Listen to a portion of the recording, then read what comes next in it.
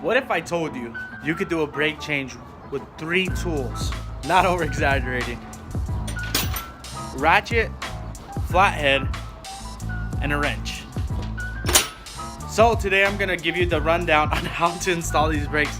And honestly, it is ridiculous how easy it is. I am 100% positive if you take your car to get your brakes changed, minimum $75 depending on where you take it. If you take it to a Brakes Plus or a professional shop, they charge anywhere from $150 to $200 plus. And that's because they do get you with the upsells and a lot of different other things. But the brakes are only $20 and you only need 3 tools. There goes my twin right there. I'm gonna squish his head.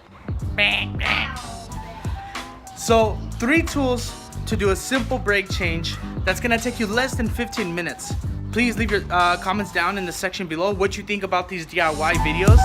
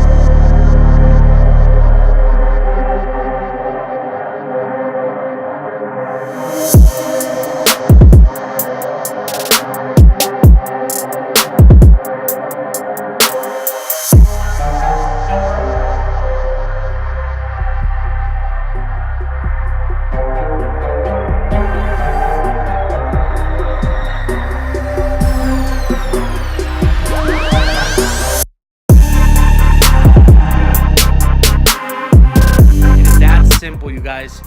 Saves you a bunch of money, and it's something you can do at home. And if you're a beginner to the mechanic world, this is something you can gain great experience on. Those brakes ran me $25 at AutoZone plus taxes, and honestly it took me 30 minutes to do my rear brakes. Get new rotors, or get your rotors resurfaced. It's pretty cheap. I believe it's like $10 at your local tire shop. Once again, 3 tools, you guys. That's all I used was the wrench, the 14mm wrench, the 3/8 ratchet with the 14mm, and a flathead screwdriver, plus of course the tools to take off the tire.